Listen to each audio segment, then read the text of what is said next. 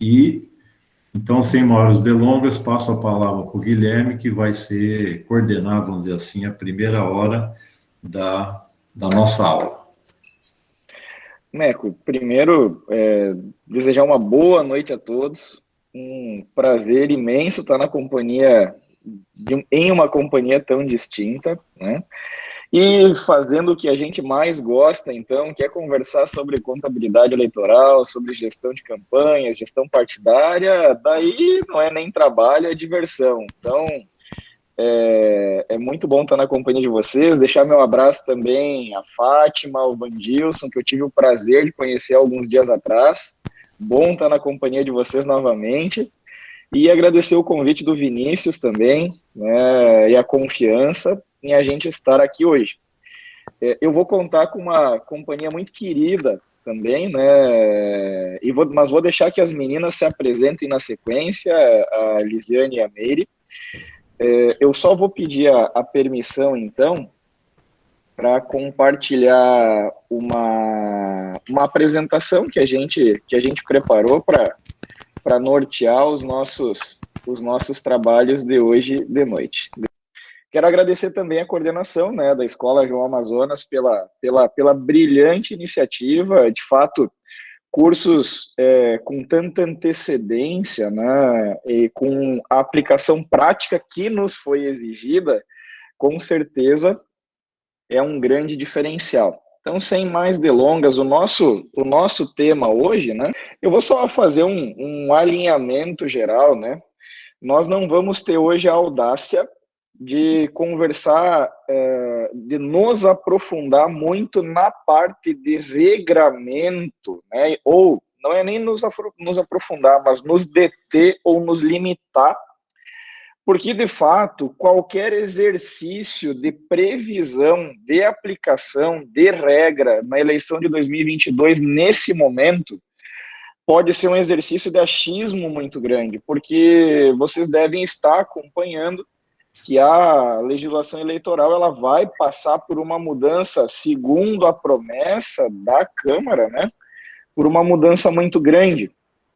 Então, nós vamos nos deter mais a aspectos práticos, aspectos muito relacionados à experiência prática, e aquelas questões que são de uso de dia a dia, então, para a gente ter algumas grandes diretrizes, né, nessa tarefa da gestão financeira de campanhas eleitorais.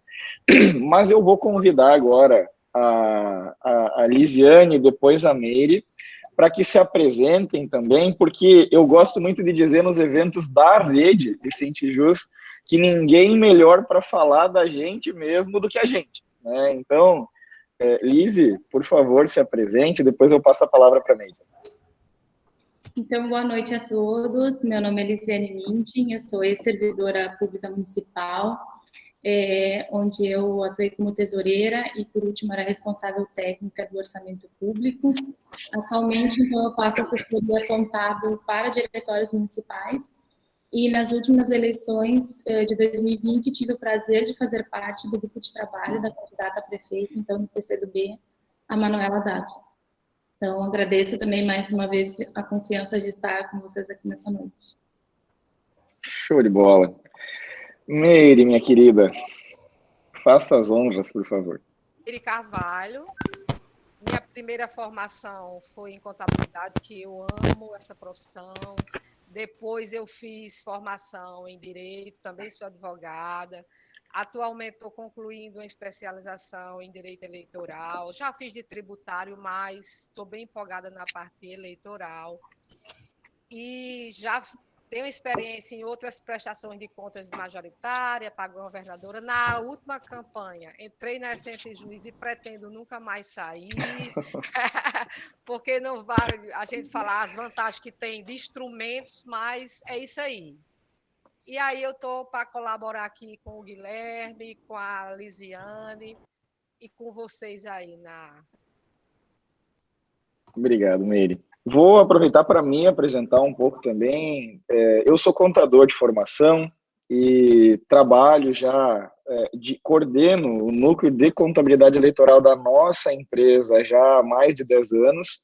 Sou membro hoje do Conselho Federal de Contabilidade, da Câmara, né, da Comissão de Contabilidade Eleitoral.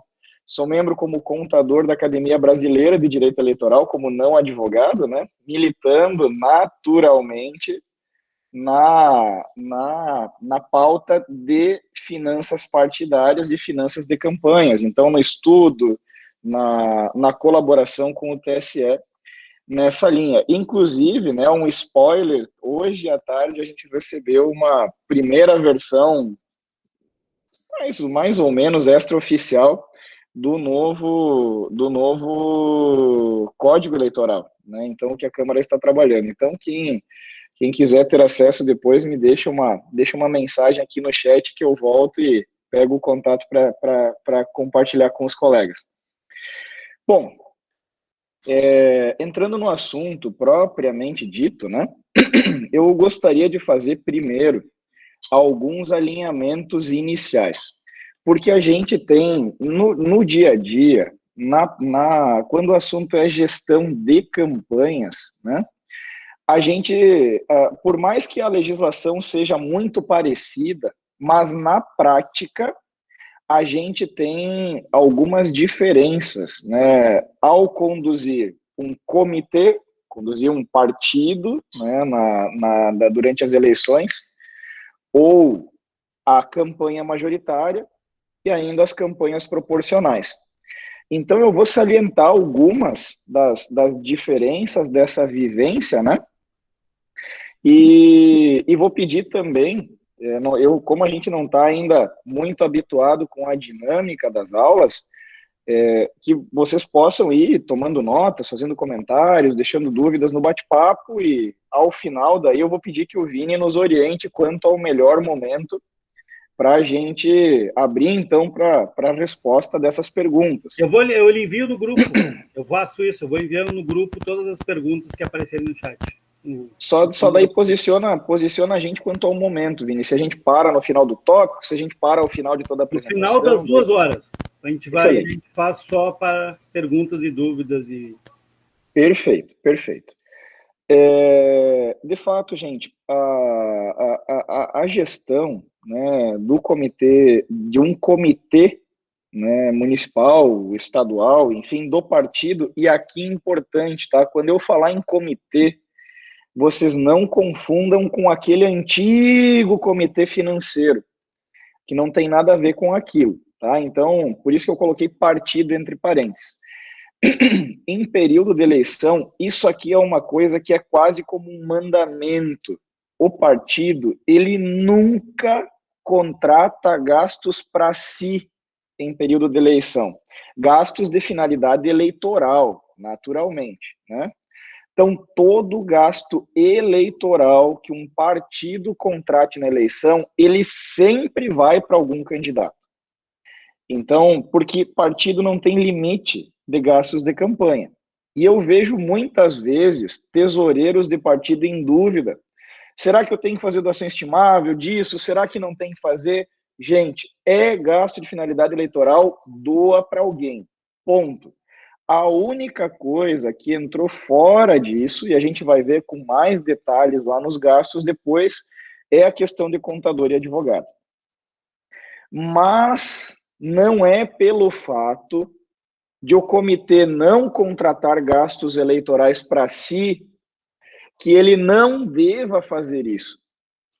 Pelo contrário, muito comitê partidário perde alguns grandes potenciais, né? O primeiro deles é a economia de escala. É muito diferente, por exemplo, um comitê estadual contratar prestação de contas para 50 candidatos ou cada candidato ir lá e contratar para si. Essas coisas são aquelas coisas que são os óbvios, mas que o óbvio, para ser óbvio, eu vou partir do princípio aqui com vocês hoje que ele precisa ser dito. Ah, mas Guilherme, não gosto de me incomodar com essas coisas, deixa que cada um se vire porque a gente não quer responsabilidade. Beleza, mas dá para fazer esse tipo de alinhamento sem puxar para si a responsabilidade. E isso funciona com diversos gastos, que são aqueles gastos comuns aos candidatos, que não são particularidades. Por exemplo, materiais, combustível, alguns serviços, né? Então, tem várias coisas que dá para fazer dessa maneira. Um outro diferencial é que, ao consumir em escala, o partido consegue normalmente viabilizar soluções mais profissionais, soluções mais acostumadas a esse tipo de mercado, com grau de qualidade, com grau de assertividade muito maior, coisa que às vezes é caro para contratar só para um candidato. Mas quando é para contratar para 50, para 100, para 200, faz bem mais sentido, né? Um outro potencial, e que a gente muitas vezes até se questiona, né, gente? E aqui, por favor, lembrem sempre que eu estou do lado de vocês, mas eu vou assumir hoje de noite a postura de amigo de vocês e não de amiguinho. Amiguinho diz o que vocês querem ouvir. Amigo diz sempre aquilo que a gente precisa ouvir. Então, lembrem sempre disso. Quero ser amigo de vocês, estar do lado de vocês, mas a gente precisa pensar com clareza. O mercado é como ele é, não é necessariamente como a gente gostaria. Então, vamos tratar tudo desse jeito. E os partidos muitas vezes buscam, principalmente em nível municipal, aquele sentido de existir na vida de um candidato. Porque, na boa, gente, tem muito candidato que olha para a gente do partido como um mal necessário. Ele é um mal necessário para concorrer. Usa a gente como escadinha, como trampolim, como, sei lá, mas é uma relação de interesse muito específico. E aqui, quando o partido assume esse protagonismo, e não estou dizendo que precise bancar sozinho, pode até fazer rachão, chamar a turma para ajudar a bancar, mas ele é o facilitador, ele é aquele agente estruturante, e com isso agrega valor junto aos candidatos. É protagonista, é preocupado, né? Então, aqui tem uma oportunidade muito grande de agregar valor a uma relação que muitas vezes é desgastada. Mas se não fizer isso com todas as campanhas, esse papel, pelo menos, de grande articulador, né, de organizador do jogo, ele tem um papel muito fundamental, especialmente na vida das campanhas pouco estruturadas. Aquela turma que entra para concorrer, para compor uma chapa, para compor uma legenda, para cobrir determinadas áreas, para dobrar com alguém, essa turma, não adianta a gente se enganar, por mais que a gente diga, por mais que a gente vai nos cursos, que assusta eles, porque o dirigente sempre pede para nós, Guilherme, vai lá e prega o pânico para eles levarem esse troço a sério. E eu vou lá e toco terror mesmo. Só que o problema, gente, é que essa turma às vezes é meio que largada, eles já entram meio não dando bola para nada, mais para ir lá e cumprir o papel com o partido, e não presta contas, ou presta de qualquer jeito, e daí começa a dor de cabeça. Eu cansei de ouvir de dirigente partidário, Guilherme, aqui nós temos 15 candidatos, que essa turma aqui não vai ter movimento nenhum, ou pouco movimento, é aquela turma que não vai com possibilidade de ganho. Pois é justamente essa turma que mais incomoda a gente depois. E não é a gente sente jus, é a gente, equipe de coordenação das campanhas. Porque eles não fazem as coisas, gente. Então, o partido, especialmente nessas campanhas, quer queira, quer não, vai assumir um papel de estruturação. Se não faz isso durante a campanha, vai fazer isso na limpeza das lambanças depois. Porque vai ter gente inelegível, vai ter gente sem quitação eleitoral, vai ter que ir lá e dar o cargo para Jesus Cristo que ajudou lá na campanha, mas aí o cara não vai poder assumir, daí é culpa sempre do partido, né? Então não adianta, é uma coberta curta. A gente às vezes não quer destapar os pés, mas também não consegue tampar a cabeça. Então não dá para a gente menosprezar esse impacto, tá? E aqui a gente deixa como sugestão, porque a gente sabe que não é fácil, gente. De novo, o mercado não é como a gente gostaria, ele é como é. A gente sabe que o recurso nos partidos sempre é muito escasso. E se vocês não tiverem condições, muitas vezes, de viabilizar tudo, mas viabiliza uma parte, cobra uma contrapartida da turma, ou pelo menos atuem como coordenadores, deixem isso claro para os fornecedores. Olha, nós vamos fechar aqui um pacotão, a turma vai aderir, mas, né, temos que viabilizar com as campanhas. Isso capitaliza muito politicamente vocês e simplifica bastante, especialmente o cumprimento das obrigações legais ali na frente. Já a dinâmica de gerenciar uma campanha majoritária é um pouquinho diferente, né? Porque sempre, por mais inviável que seja, mas normalmente a campanha majoritária é a campanha com maior exposição legal, né? É a campanha que vai ter normalmente um pouco mais de rigor de análise, um pouco mais de peso de imprensa, de presença de imprensa, principalmente em cidades grandes, né, cidades de médio, grande porte, né, onde tem uma imprensa mais atuante, onde tem TV, naturalmente, né? Mas mesmo em cidades pequenas, a campanha de prefeito sempre é uma campanha um pouco mais expressiva, que atrai um pouco mais de interesse esse debate que a campanha dos vereadores. O prefeito, caso o partido não seja tão atuante, isso é bem comum, a gente vê o prefeito fazendo essas vezes, até porque ele tem interesse eleitoral, né? Ele tem interesse em ser um facilitador, em ser um provedor, usando todas essas ofertas como amarração, né, da sua base de apoio, como uma reciprocidade ao seu apoio direto, né? Pretendendo contar com os proporcionais como seus grandes cabos eleitorais. Então, ele tem esse potencial e normalmente acaba assumindo esse protagonismo. E mesmo ainda, né, inclusive concentrando muitas vezes a própria arrecadação de recurso para irrigar essas campanhas dos proporcionais, ou com dinheiro, ou com bens doados de maneira estimável, né?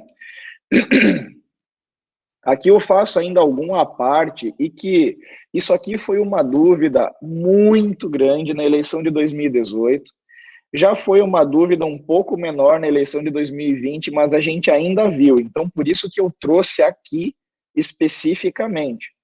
Gastos com materiais impressos compartilhados, o prefeito não precisa fazer doação estimável.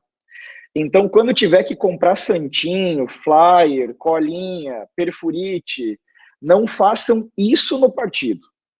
Isso, por mais que o partido viabilize, por mais que o partido medie a contratação, mas organizem isso pela majoritária. Porque normalmente são materiais de dobrada, e sendo materiais de dobrada, onde apareçam os dois candidatos, se for o prefeito, não precisa fazer doação para frente. Então, economiza um monte de retrabalho, mas um monte, né? Então, isso aqui, sim, isso aqui é um gasto que, independente de quem coordene a contratação, mas formalizem, viabilizem por dentro da campanha do majoritário. E isso na eleição que vem vai acontecer do mesmo jeito, seja governador, seja senador, os próprios deputados federais exercem muito esse papel de dobrada, né? De contar com alianças de mobilização regional. Então, material impresso, compartilhado, não façam pelos partidos. O partido pode coordenar, mas formalize e viabilize isso pelo candidato. Só que aqui é importante, gente. Façam constar nas notas fiscais para quem se destinam esses materiais.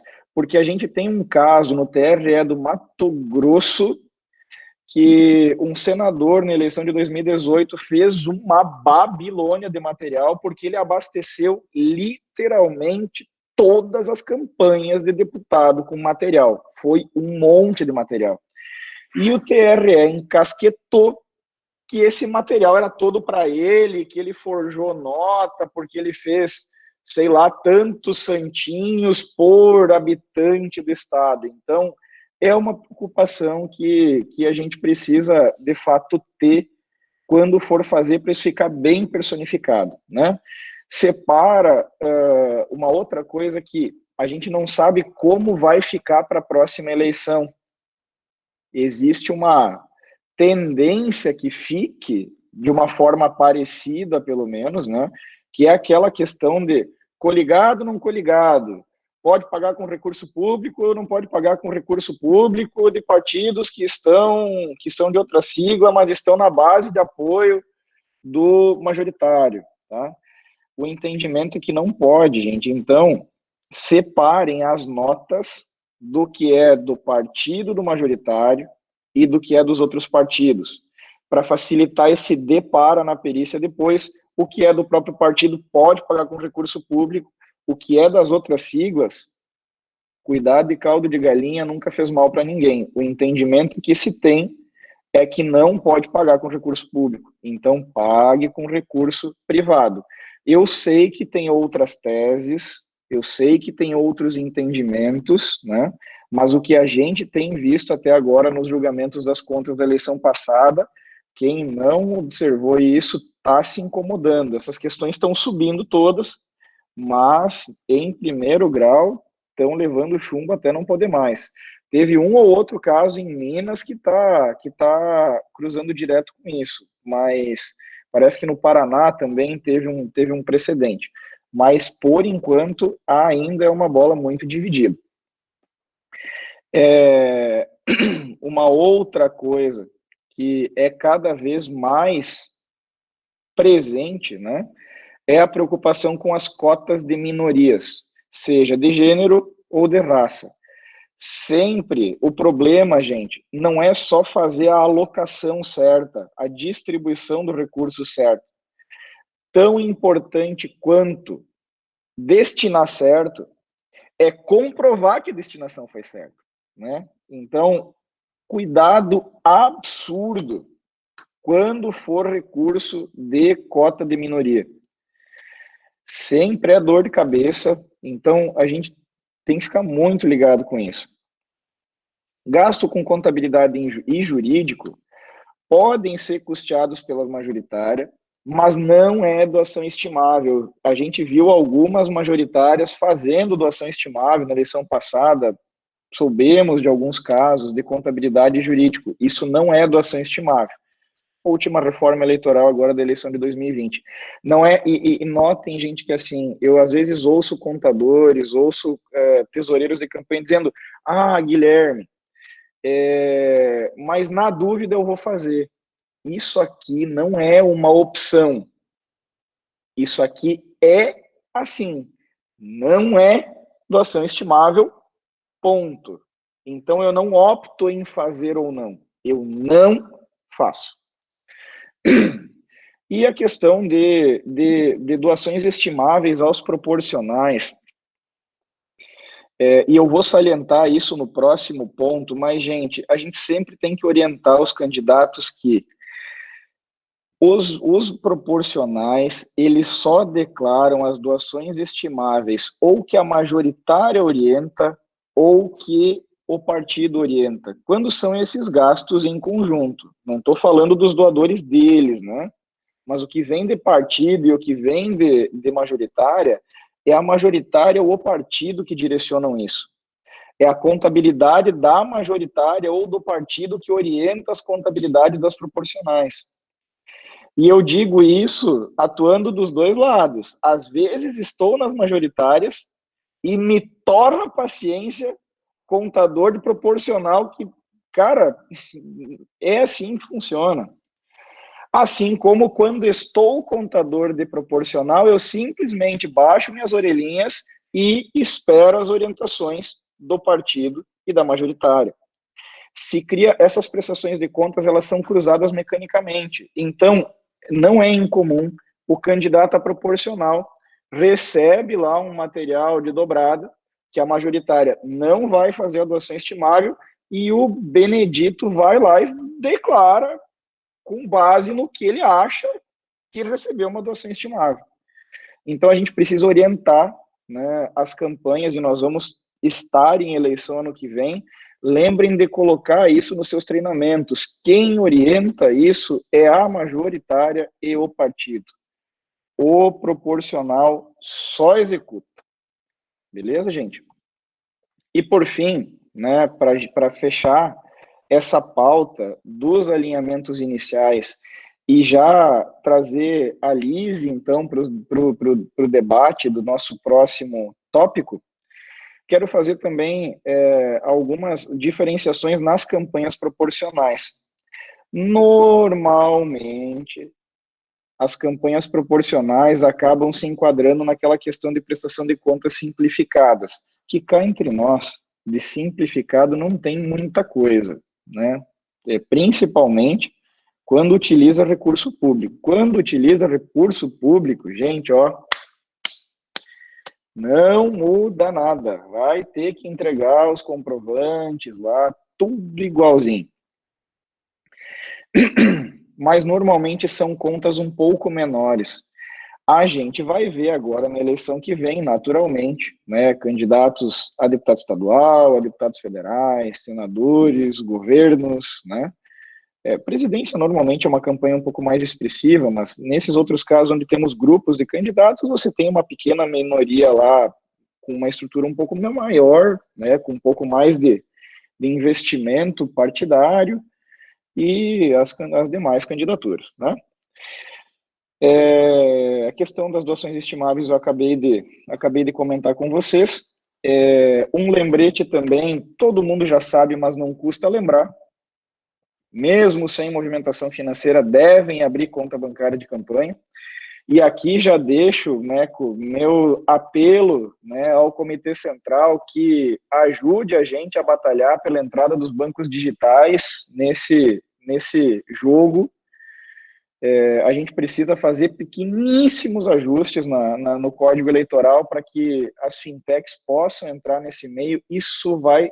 Gente, eu não estou conseguindo olhar vocês, eu estou só com o meu slide aberto aqui na frente, estou voando meio às cegas, não estou olhando o bate-papo agora, mas quero que vocês me corrijam se eu estiver errado, tá? Mas nós abrimos na rede, ano passado, nós atendemos 10 mil campanhas, abrimos umas 25 mil contas eleitorais. E os nossos clientes sofreram que nem cachorro. Meu pai presta contas desde 98 já, e eu nunca tinha ouvido falar de polícia em agência bancária. Então, a gente precisa facilitar um pouco essas questões para que a gente passe menos sufoco. E ano que vem tá aí de novo, a gente vai ter, Deus queira que não, mas, né, teoricamente a gente pode passar, nunca tínhamos passado por uma pandemia, podemos ter alguma frustração de atendimento como tivemos na eleição passada, ou greve, enfim. Então sempre é um ponto delicado, né? Então temos que trazer os bancos digitais para nos atender em partidos e em campanhas, sem contar que os bancos não respeitam porcaria nenhuma da legislação eleitoral. Não identifica com CPF as transferências bancárias, e agora a gente vai ter Pix entrando provavelmente nas contas também durante a eleição, daí temos que nós ficar lá se quebrando para achar quem fez aquela doação. Tem banco cobrando tarifa até para receber depósito em dinheiro em espécie. A Caixa Econômica na eleição passada teve lugar que cobrou até 1,25, 1,50 por depósito em espécie. Esse ano, para os partidos, que os bancos deveriam manter as contas eleitorais abertas ad eternum, permanentemente, essas contas naturalmente, né? Não tem movimentação, pelo menos na grande maioria, só está movimentando quem tem dívida de campanha para pagar, mas os bancos estão simplesmente indo lá e fechando as contas. Então a gente precisa permitir a presença de fintechs até para a gente conseguir imprimir um respeito maior a essas questões, porque é só atrapalhação e confusão para tesoureiros e nós, contadores dos partidos. A organização financeira, como eu já comentei lá atrás, no tópico dos diretórios, né, dos comitês, centralizem essa organização financeira com o apoio do partido, gente. Eu estou falando aqui, imagino eu, pelo que a coordenação me comentou, em grande maioria com equipes financeiras, equipes contábeis ou equipes jurídicas de comitês estaduais e de comitês de grandes cidades. Centralizem isso. Esse protagonismo ele pode ser de vocês. Dá um pouco mais de trabalho durante a campanha, mas dá muito menos incomodação no pós-campanha. E no pós-campanha a gente não tem atenção dessa turma, parece que tem um outro vírus que essa turma pega, que é meio que um chá de sumiço. Então, na campanha a gente ainda tem eles ali meio ao redor. Depois da campanha todo mundo some e não quer mais nem saber, né? E, por fim, a gente precisa frisar com essa turma, evitar forçação de barra. Eu não quis botar forçação de barra no slide, porque eu achei que ia forçar um pouco a barra. Mas vamos ajudar, vamos orientar eles a evitar a situação duvidosa. Não tem proibição explícita, mas é um entendimento, e vocês já devem ter passado por isso. Contratação de familiar, locação de bens próprios ou de familiares, compra de mercadorias em empresas próprias ou de familiares. Gente, vai ser caracterizado como desvio de finalidade, como apropriação indébita. E aqui, o candidato que não tem essa prática cotidiana, né, de prestar uma conta, muitas vezes ele tem dificuldade de entender porque ele vem com aquela. Vou contar um caso rapidinho aqui. Uma candidata veio e disse: Guilherme, eu recebi aqui R$3.000 lá do dinheiro das mulheres do partido, e o meu marido, ele é a nossa única fonte de renda aqui em casa. E ele vai ser o meu coordenador de campanha, ele vai me ajudar na campanha. Naturalmente, para coordenar minha campanha, ele vai ter que parar, vai ter que deixar o emprego dele. Se ele deixar o emprego dele, a gente não tem como comer. Então, nada mais que justo eu pagar R$3.000 para ele cuidar da gente na campanha, porque ele ganha mais ou menos 1.000 por mês lá. Eu digo: não, minha filha, ele não vai deixar de trabalhar, deixa ele trabalhando quietinho lá e tu vai ter outro coordenador de campanha. Então, parecem que são coisas justas, muitas vezes, e tem vezes que é forçação de barra mesmo, tá? Mas essa aqui até parece ter alguma justiça, mas não pode. Então, a gente tem que ser chato com eles nesse sentido. Ok, gente? Lise, tá contigo a batuta. Então, vamos falar um pouquinho sobre a campanha eleitoral em si, né? E a gente pode dividir ela, então, em 3 etapas. A primeira é a pré-campanha, né, que é o período ali de negociação, de alianças, todo o planejamento da campanha, né? Depois a gente passa, então, para uma etapa de campanha, que é onde, de fato, vai acontecer a execução dos gastos, dos eventos, né, a busca de votos. E depois, após campanha, então, que entra a parte do fechamento, né, e da prestação de contas em si. Passando um pouquinho sobre arrecadação e contratação de gastos na pré-campanha, né, como o Guilherme já salientou algumas vezes, é proibido, então, o gasto na pré-campanha, né, onde qualquer gasto que vocês tenham, é importante direcionar para o comitê, né, municipal, então o partido contrate esse serviço, né? E também passando um pouquinho sobre a questão da vaquinha eleitoral, que ela pode ser feita desde o início da pré-campanha, né? E ela serve tanto como um termômetro para vocês verificar como é que está a base de apoio, né? E também para custear os primeiros gastos ali de campanha. É importante sempre conferir dentro do site do TSE quais são as empresas habilitadas para estar trabalhando a questão do financiamento coletivo, né? E uma dica que a gente deixa para vocês é vocês estabelecerem uma meta, né, de valor a ser arrecadado na pré-campanha. Por exemplo, a gente quer pagar o material de propaganda. Então, vocês estabeleçam um valor, né, para ter um parâmetro para trabalhar. Depois a gente vai falar um pouquinho sobre a origem das doações também. É recomendável que todas as doações vocês façam um acompanhamento, né, especialmente quando for acima de R$500, para ser verificado quem doou, né? Normalmente, quem faz a doação para o partido, ele não quer deixar passar despercebido do candidato, né? Ele entra em contato e tudo mais. Se não vier um valor que vocês não consigam identificar, então é importante vocês abrirem o olho, né? Dar uma busca melhor, porque muitas vezes que o extrato, alguns bancos, por exemplo, eu lembro que na campanha passada, no banco do Banrisul, no extrato não aparece quem é a pessoa que fez a doação. Então, tem que fazer toda uma busca, né? Muitas vezes até com o gerente do banco para descobrir quem é o doador. Então, fazer um acompanhamento justamente por causa da questão dos doadores que não são permitidos, né? Como é o caso do pessoal que é permissionário de serviço público,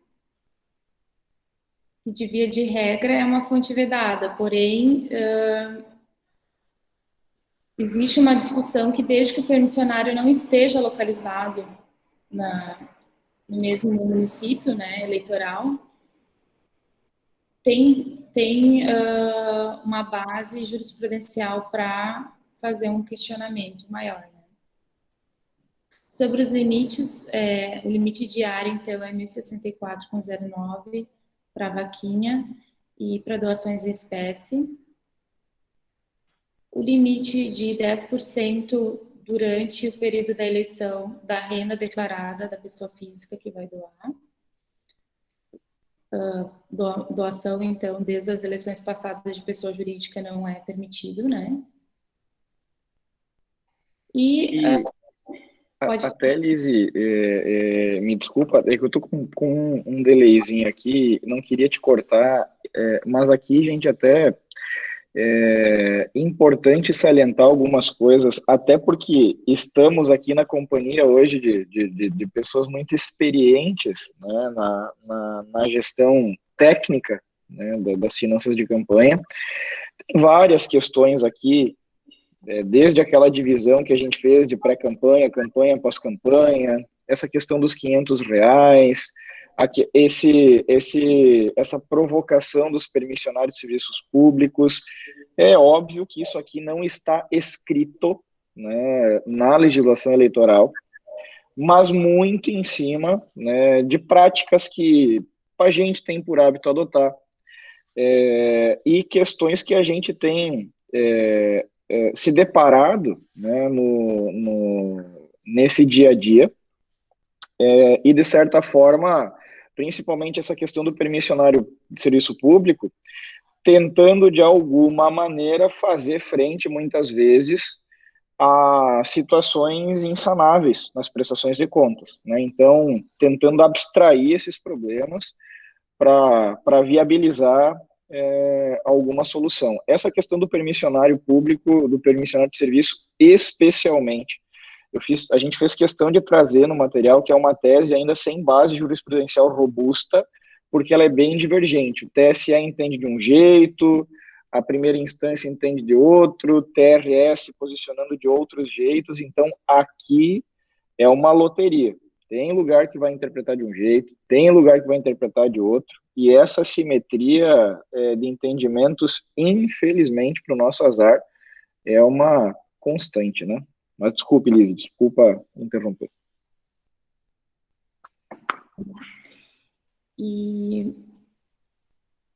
Então, falando um pouquinho aqui, voltando sobre a questão dos recursos de cotas de minoria, né, gênero e raça, como o Guilherme mencionou anteriormente também, esse tipo de recurso carimbado requer um maior cuidado, principalmente na comprovação do real efetivo benefício, né, que foi aplicado. E o cuidado também que tem que ter com a prática que é mais comum que muitos imaginam, né? Referente a o trânsito de espécie de recursos, né? E usar intermediários na campanha. De fato a gente tem, né, pessoal, nós temos a figura dos arrecadadores nas campanhas. Isso aqui já foi um problema maior, né, principalmente quando a gente tinha uma permissão de depósito de valores um pouco maiores, né? Isso acabou se restringindo um pouco com o limite dos 1.064,09 por dia por pessoa, mas a gente ainda ouve relatos, ouve queixas, ouve suspeitas de candidatos, especialmente em eventos de arrecadação, onde a gente tem aquele pessoal que vende os ingressos, pega o canhoto com as informações para ir depois, então, proceder com os depósitos desses recursos, né? Então a gente deixa essa recomendação, porque isso aqui parece conto da carochinha, parece ficar a gente está procurando cabelo em ovo, né? Mas de fato é uma coisa que é mais comum do que a gente imagina. Então é importante, gente, a gente evitar esse trânsito em espécie de recurso na campanha. E isso não só para as arrecadações, tá? Mas para os gastos também. A contabilidade, ela atua muitas vezes até como uma espécie de auditor próprio das campanhas, e algumas situações bem inusitadas, às vezes, acabam aparecendo, situações esquisitas, notas fiscais meio esquisitas, né? Então, é importante a gente ficar um pouquinho mais de olho nessas questões. Beleza, Lizzy? Sim. Show. Deixa eu passar agora, Meire, tudo certinho com o microfone aí? Estão me escutando? Em alto e bom som. Ok. Pronto, Guilherme, agora o meu vai ficar esse aqui, tá? Vou falar um pouco mais alto. Isso. A data permitida para o início dos gastos da campanha é quando o candidato cumpre todos os pré-requisitos. Todas as fases, tem a convenção partidária, tem o registro de candidatura, a emissão, nota fiscal, mas o principal é a abertura de conta. E aí é onde há a falha. E aí, quando chega o problema nos contadores, a gente se depara com todo tipo. Inclusive até o contrato, às vezes, do jurídico é errado, porque o jurídico liga para o coordenador da campanha e ele troca. O candidato abriu a conta hoje e ele informa para o jurídico que a gente precisa... Aqui? E a gente precisa estar monitorando isso aí. Então, assim, todo cuidado é pouco. O último é a abertura da conta. E aí, como o Guilherme disse, a importância de vocês batalharem por isso aqui, porque tem candidato que 30 dias começa a campanha e ele não sai do canto, fica com desespero, querendo que a gente encontre uma situação mirabolante e a gente não tem o que fazer, né? Isso porque o registro foi com o endereço errado, o nome dele está errado, o banco volta, e aí tem N situações. Essa questão também, agora nós vamos para a questão da comprovação desses gastos, né? A gente sabe que a materialidade dos gastos é fundamental. Se é um CNPJ que está contratando, o candidato está contratando aquele serviço, como é que vem um contrato e não vem a nota fiscal? Por quê? Essa nota fiscal, eu diria que a Justiça Eleitoral, ela tem todos os sistemas possíveis que a gente nem imagina. O candidato compra no posto, ela sabe a vida do posto todinho. Então, se não adianta, tem que a equipe do candidato ser bastante proativa e mandar essa documentação correta.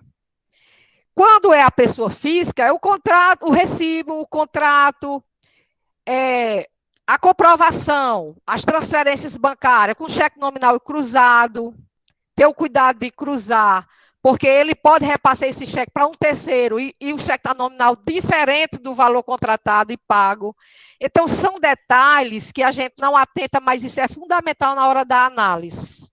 e na hora da reprovação da conta pelo Ministério Público. A materialidade de gasto, a gente sabe que uma campanha, o maior gasto de uma campanha é TV, rádio e marketing. É aí que mora o perigo. Porque se não tiver um bom relatório do marketing detalhando aquilo ali, é um ping-pong, vai e volta. E como os prazos eleitorais são curtos, 3 dias, e tem que cumprir o prazo de análise das contas até a diplomação do candidato, esse ano, em função da pandemia aqui, foi um pouco diferente, sérias concessões, mas é aquela agonia. Se aquela prestação de conta ela não tiver muito bem elaborada, o analista simplesmente não vai, bate e volta, simplesmente ele reprova. Porque ele está com o juiz exigindo aquela prestação de contas, porque dia 19 de dezembro ele tem que dar a diplomação dos candidatos. Então, todo cuidado é pouco, né? Não, e Meire, até se me permite dois comentários, né? A gente ouve muitas vezes candidatos nervosos, né? Porque dizem, mas eu mandei o comprovante. Como é que a Justiça Eleitoral não aceitou? Mas aí ou ele mandou só o comprovante de pagamento, ou mandou só nota fiscal. E, gente, materialidade não é brinquedo, né? Não é algo que, se tem a gente manda, se não tem a gente manda, se não tem a gente não manda. A Justiça Eleitoral tem um pânico, né, com o desvio de finalidade de recurso público, e ela é muito mais exigida, com certeza, em recursos públicos, quando a gente aplica FEFEC, o fundo partidário, nas campanhas.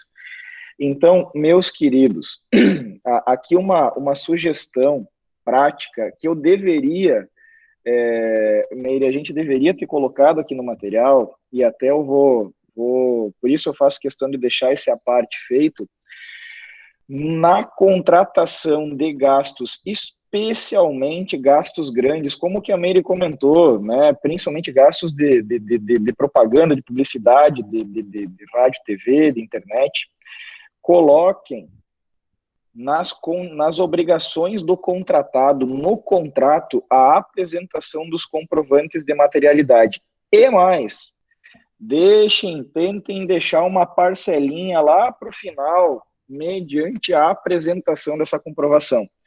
Mas coloquem isso no contrato e coloquem como uma possível penalização ao fornecedor, caso a conta do candidato, a conta do partido seja desaprovada por uma comprovação de materialidade insuficiente, que o fornecedor fica sujeito à reparação financeira da campanha ou do partido. Vocês vão ver que esse troço vai mudar, porque, gente, de novo, o mercado é como ele é e não como a gente gostaria. Durante a campanha, é candidato enlouquecido porque o fornecedor tem que receber, porque a campanha não pode parar, porque se não pagar a campanha para, e aquele terrorismo do fornecedor para cima do candidato, que tem medo de não receber, e é toda aquela encrenca, né? E daí a gente fica naquele puxa e frouxa de, pega uma nota parcial aqui, o contrato veio sem assinatura, pega depois, e termina a campanha, pagou todo o dinheiro, o fornecedor some, o fornecedor já não tem pressa, quando a gente tem prazo de 72 horas para cumprir, esse prazo é nosso, não é dele, daí ele tem outro compromisso, deixa a gente para depois. Então, coloquem isso no contrato. Contrato grande, que passa pela nossa mão, mas nem a pau que sai sem responsabilização do fornecedor. Então, fica essa sugestão, principalmente, já que a gente vai entrar em campanhas de nível geral agora no próximo ano. Pronto. Agora, a gente entrando nessa questão dos limites dinâmicos, aqui é de muita importância a questão do planejamento da equipe do candidato. É aqui que ele tem que começar a planejar bem antes do mês de maio, como foi o caso agora, que foi a questão da arrecadação da vaquinha. Se vocês prestarem atenção, todas as resoluções de prestação de conta de partido político e de candidato, elas saem no mês de dezembro. Isso porque, em direito eleitoral, tem um princípio que chama o princípio da anterioridade, que as normas da eleição seguinte têm que estar todas preparadas no ano anterior, com exceção de alguns ajustes, como a questão de correção monetária, permite que é o mês de julho, qual é que vai ser a correção monetária do gasto do candidato. Então, com base nessa resolução, no mês de dezembro, janeiro, o pessoal vai de férias, mas em fevereiro já começa, já dá para começar a equipe do candidato trabalhar nessa questão. Porque, aparentemente, a gente pensa que isso aqui é fácil, mas é a fase mais difícil da campanha. Você encaixar que locação só pode ser 20%, combustível, 10 litros por veículo, em carreata, alimentação. Então, isso aqui tem que estar tudo muito bem planejado. É difícil, mas uma equipe boa, ela consegue. Isso aqui, a questão dos gastos com familiar e desvio de finalidade, Guilherme já falou, né, Guilherme? Isso aí a gente pode passar. Legal. Essa questão aqui também da contratação de pessoal, a vantagem durante a campanha é que não tem toda aquela burocracia, o candidato, assinar a carteira, informar a Caixa Econômica, os relatórios da Previdência Social, que é diferente do partido político quando ele tem um contrato permanente. Então, existe essa vantagem, né? Isso facilita muito a vida do candidato, porque já imaginou se tivesse toda essa burocracia, né? E essa questão aí não tem muito problema, não. É mais para o partido, mais para o candidato, não. Os demais gastos, a doação estimável também, Guilherme já falou bastante sobre isso, né, Guilherme? Eu acho que a gente já esgotou o tema, né? Não, e de fato, Nery, essa questão até para fazer uma contribuição, especialmente na contratação de pessoal, né? Que foi uma coisa que a própria coordenação me pediu, Guilherme, deixem claro, né, essa diferença entre o período de campanha e o período fora de campanha, porque volta e meia essa dúvida ressurge, né? Se durante a campanha eleitoral o partido vai contratar panfleteiros lá em favor dos candidatos, como é o partido contratando? Precisa fazer CLT ou não? Precisa ser na carteira ou não? O candidato precisa recolher INSS, precisa fazer GFIP. Gente, pessoa contratada com finalidade de trabalhar especificamente em campanha eleitoral não gera vínculo empregatício. Ponto. O partido não recolhe os tributos, a candidatura não recolhe os tributos, isso não é regime CLT, isso é regime de terceiros. A única preocupação é que a gente precisa orientar as pessoas que declarem isso nos seus demonstrativos fiscais, na sua declaração de renda, porque o partido vai informar em DIRF, porque o candidato possivelmente informe em DIRF, né, na DIRF eleições, então tem que tomar esse cuidado. Esse ano já veio da própria declaração de imposto de renda e o tópico específico, né, Guilherme? Exato. Sim, bem rapidinho, só lembrando aqui, o partido, como o Guilherme falou, ele tem que enviar todos os gastos que ele faz em prol do candidato, porque retorna para ele com as sobras, né? Então, ele não tem que, vou deixar estoque, não, manda tudo, depois, se não for usado, volta devolvido para ele, né? Então, assim, essa questão das notas explicativas, eu acho isso aqui um ponto fundamental. Isso aqui evita tanta diligência, tanto bate e volta em uma prestação de contas eleitorais. E aí, eu chamo, inclusive, um detalhe, quando uma campanha é majoritária, grande, com muitas doações, né? Que há muito tempo que houve aquela ADI com a vedação de doações de pessoas jurídicas, mas tem muitos empresários que ele ainda não é atento. Aí o que é que ele faz? A coordenação pede para ele mandar uma doação, ele, no lugar de mandar CPF, manda na CNPJ. E a gente sabe que quando o candidato ele manda com o CNPJ, ele está identificado, é para voltar para ele, para a origem, para ele fazer correto. Como é que se resolve isso? Só com a nota explicativa, porque eu diria que a contabilidade do candidato, ela é diferente da de empresa. Na empresa, a gente faz o lançamento e estorna. Não tem como resolver isso a não ser uma nota explicativa. Se vamos supor, um candidato majoritário, ele tem mil arrecadações de 1.000, de 100, às vezes falha ali numa nota explicativa, o que acontece? Às vezes o analista fica irritado e ele simplesmente faz um angu tão grande naquilo ali, ele sabe o que é que ele faz? Houve 100 arrecadações, houve 100 e tem 80. Ele nem sequer especifica. E aí, para você justificar, você tem que passear em todos aqueles argumentos para poder chegar a um erro, para poder ele entender aquela situação. Então, eu diria que a nota explicativa, a gente que trabalha com o sistema decente e juiz tem esse problema não, porque no sistemazinho a gente já vai anotando, mas no sistema do SPCE, que eu já trabalhei com o sistema da justiça eleitoral, gente, isso é uma dor de cabeça, porque você vai anotando no caderno, no final você tem que jogar num campo que é diferente, porque no sistema da gente a gente já vai fazendo ali, né? E eu diria o seguinte, se me der o dinheiro do mundo todo para fazer uma majoritária sem um sistema decente e juiz, eu não quero mais, né? Então, isso aqui é fundamental, essas notas explicativas. Evita muita coisa, evita, inclusive, reprovação de contas, né? Não, e de fato, Meire, eu trouxe também, e lembrando, né, do público que a gente tem aqui no treinamento hoje, eu ouço muitas vezes reclamação, e não só do público externo, mas da nossa própria equipe, porque a gente é muito, muito exigente com nota explicativa. Né? Quem já trabalhou com a gente em alguma prestação de contas partidária, em alguma prestação de contas de campanha, sabe do quanto a gente é exigente com isso.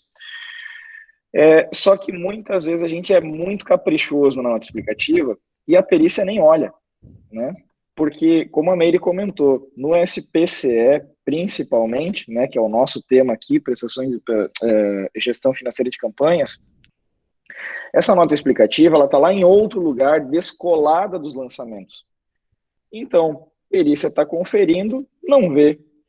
Então, o que a gente sempre sugere, e aqui um lembrete especial para os advogados que estão conosco na sala, né, que procurem juntar a nota explicativa ou no próprio corpo da petição de entrega das contas, ou como um anexo, né, de petição no processo, por mais que essa nota explicativa esteja lá no arquivo de prestação de contas, mas para que ela fique mais visível.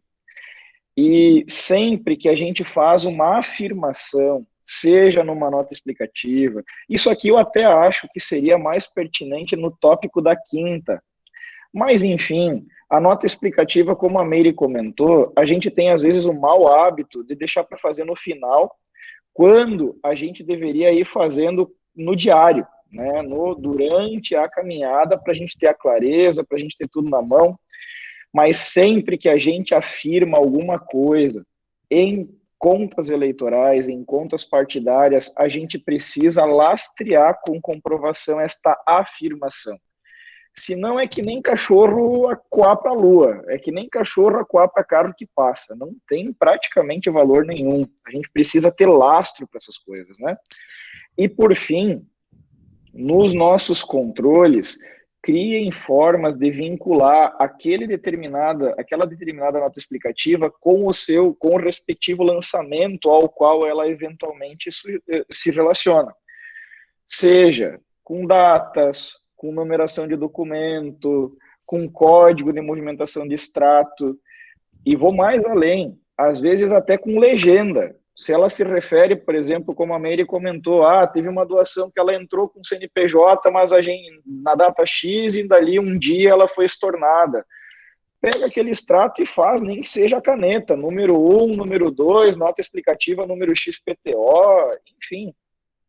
Eu lembrei também, Guilherme, agora Claro. A gente há de lembrar que a Justiça Eleitoral ele não tem um corpo técnico de analista, de peritos analistas. Como é que funciona as campanhas eleitorais? Ele tem um mini corpo ali, que a gente chama os coordenadores, e pega os órgãos.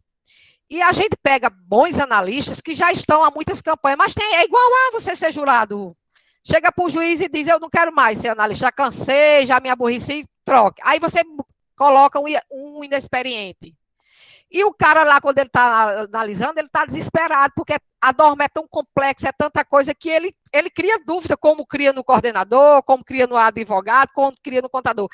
Eu, geralmente, quando eu faço a nota explicativa, eu gosto de indicar a norma, porque o que acredito, o analista vai dizer assim, não, está aqui na resolução. porque realmente é desesperador. Até para o analista, ele pega, aí bate aquela dúvida, e às vezes é como o Guilherme diz, vai tão explicadinho, mas ele ainda não consegue achar na resolução dele onde está aquela explicação, né?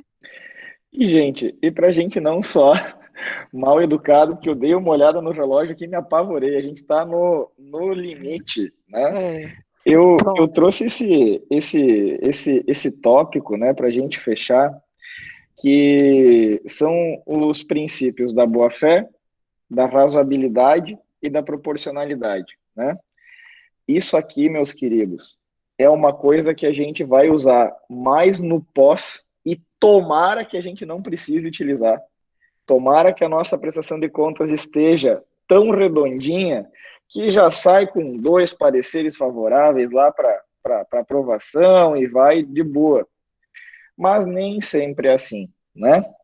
Então, esses princípios, eles normalmente carecem de interpretação, né? São interpretativos, mas a gente percebe no cotidiano do julgamento das prestações de contas.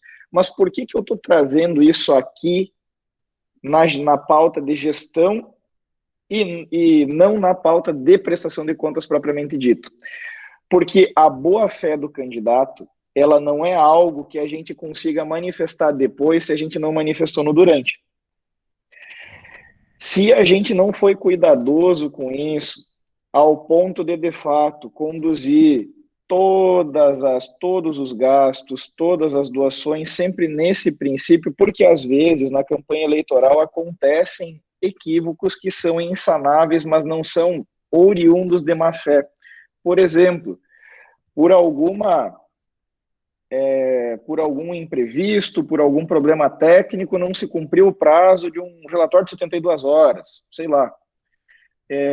Não foi necessariamente por má fé, mas desde que lá, umas horas depois do prazo, no dia seguinte ao prazo, ou durante o cumprimento do prazo, se materializou de alguma maneira dizendo, olha, foi por isso aqui, está aqui, eu não estou inventando, realmente aconteceu. Então, o princípio da boa-fé sempre é algo bem-vindo, né? Porque uma coisa é, tanto perícia quanto juiz, perceber, isso não é uma coisa nem que a gente consiga simplesmente traduzir com palavras, mas são com as ações durante, né? E outra questão, naturalmente, é a razoabilidade e a proporcionalidade, né?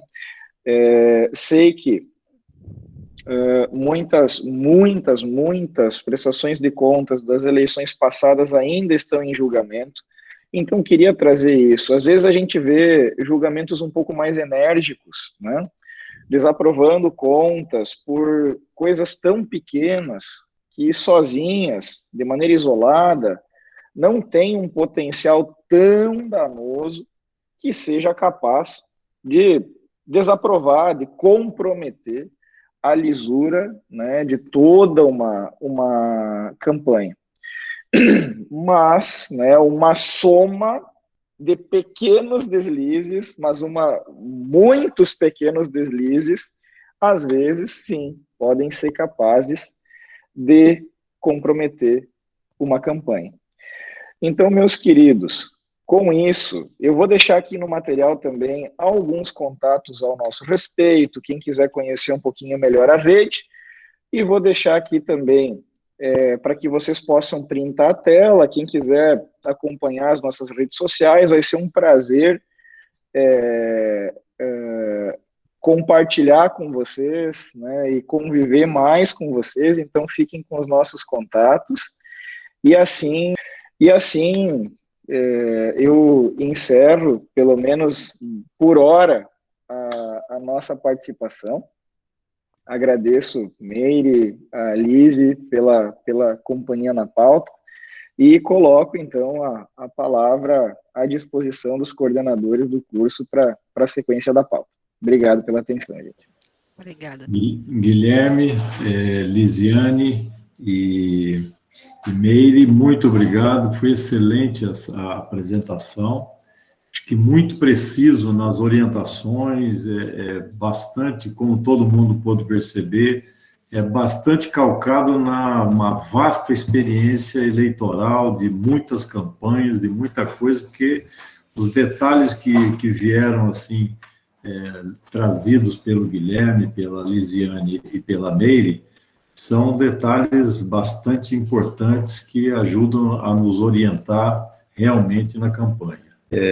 Bom, dito isso, a nossa aula agora, a segunda parte da aula, nós sempre fazemos assim, a primeira hora, passou pouco da primeira hora, não passou muito, tem a segunda parte da aula, que vai ser dada pela Fátima Nieto e pela Elisângela Volpe, e depois disso, tem cerca de 1 hora, talvez 50 minutos, para a gente responder as perguntas, e, tendo tempo, até abre para algumas perguntas ao vivo para fazer, e nesse tempo que sobrar, se for 1 hora, mais ou menos meia hora para a primeira aula e meia hora para a segunda. Então, a gente vai passando durante, o Vinícius já deve estar passando, né, no grupo do WhatsApp, todas as perguntas que já foram surgindo, e tendo tempo a gente abre para algumas pessoas fazerem perguntas e a gente respondendo. Então, eu gostaria agora de passar a palavra para a Fátima Nieto. Fátima, eu gostaria que também você se apresentasse, que esse eu achei um método bom, que o Paulo, na primeira aula, fez. Você se apresentou muito rápido na segunda aula e a Elisângela não se apresentou. Então, começasse assim por uma apresentação. Eu já conhecia a Fátima, já conversava com ela, sei da capacidade, mas quando ela fez outro dia um breve, vamos dizer assim, currículo dela, eu realmente fiquei impressionado. Então, vamos lá para a sua parte da aula, Fátima e Elis. Bom, boa noite a todas, boa noite a todos. Eu quero agradecer muito a possibilidade de compartilhar com vocês um pouco da minha experiência. Então, é um prazer estar aqui com vocês essa noite. Eu tenho aproveitado muito esse curso. Eu sempre digo que quando esse tipo de reunião, esse tipo de troca de experiências, ela nos traz muito ensinamento, a gente aprende muito, a gente que opera o direito partidário, o direito eleitoral, é uma oportunidade ímpar de aprender com quem vive cada uma das situações no dia a dia, né? Então, eu quero agradecer muito essa possibilidade de poder estar aqui com vocês hoje, tentando passar algumas coisas e aprendendo muitas, né? Então, meu nome é Fátima Nieto, eu atuo no processo eleitoral, no direito eleitoral, assim, eu fiz a minha primeira campanha em 1990, eu fiz uma campanha de governador aqui no estado de São Paulo, vitoriosa. E eu, antes disso, já atuava, eu era militante do PCdoB e tive a oportunidade de participar do registro, né, do Partido Sai da Clandestinidade, e é registrado ali na década de 80, e eu tive a oportunidade de aprender a fazer isso, como registro em partido político aqui no estado de São Paulo. É claro, tinha equipe nacional que fazia isso perante o TSE, mas cada estado tinha que montar seus diretórios lá e registrar o partido. Nesse mesmo ano, teve uma eleição, no ano seguinte teve uma eleição geral, eu era estagiária de direito e aproveitei bastante e gostei, né? Era uma época que não tinha literatura, a literatura que tinha era o livro do Tito Costa, que eu tive a oportunidade, aliás, me orgulho muito disso, que era Recurso em Matéria Eleitoral, existe até hoje, e eu tive a oportunidade de atualizá-lo junto com o doutor Tito Costa, aí há uns anos atrás, né? A gente tem feito as atualizações. E um livro do Fávila Ribeiro, confuso, e quase esgotado, e muito antigo, e um código eleitoral comentado do Roxy Tadini, que hoje é presidente de time de futebol, mas, enfim, e é conselheiro do Tribunal de Contas, né?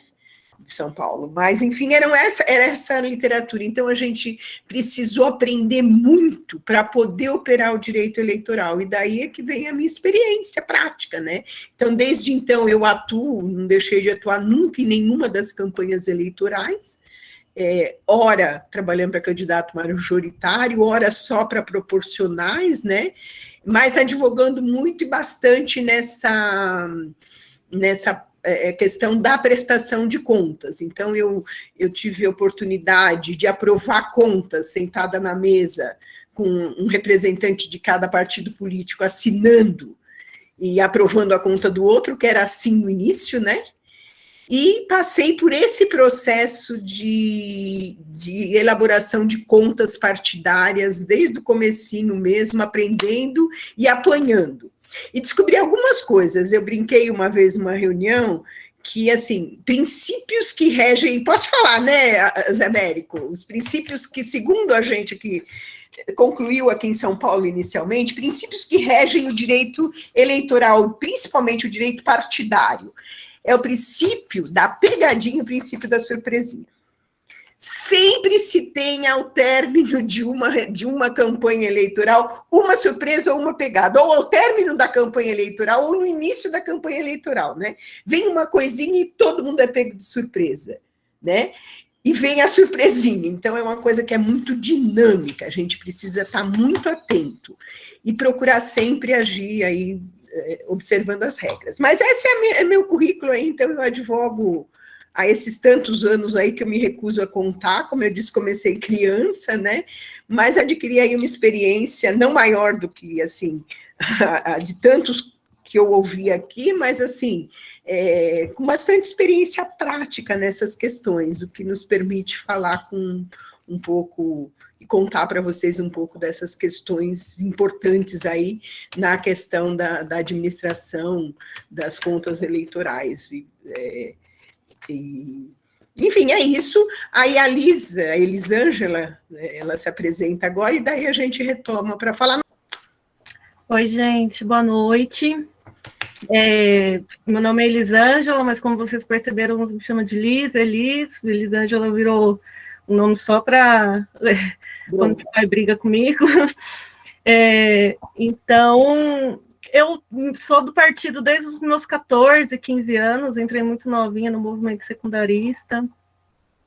Depois que eu me formei em Direito, fui cumprir tarefa no partido estadual, cumprir tarefa nacional na NPG.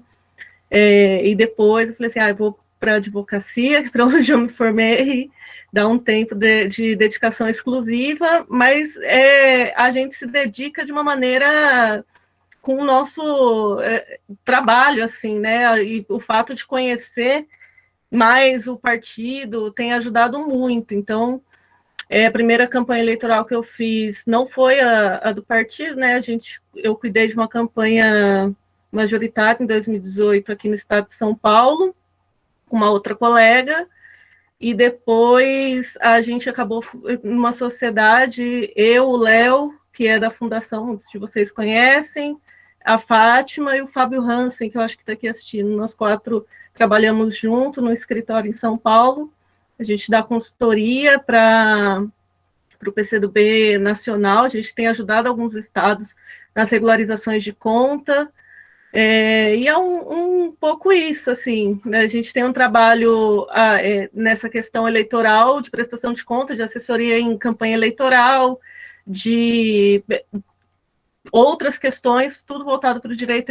A gente atende outras coisas, mas nosso foco é o direito eleitoral, né? Então, eu não tenho a vasta experiência que a Fátima, mas aprendo muito com os meus colegas ali no escritório e no cotidiano, né?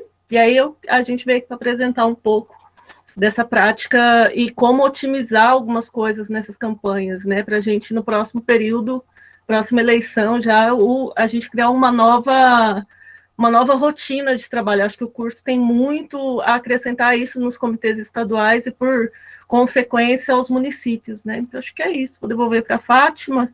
Só para dar uma introdução aqui nas questões, bom, vocês viram como bem colocado aí pela equipe que apresentou as questões da administração das campanhas eleitorais, as questões importantes com relação à contabilidade, né, a administração da campanha eleitoral.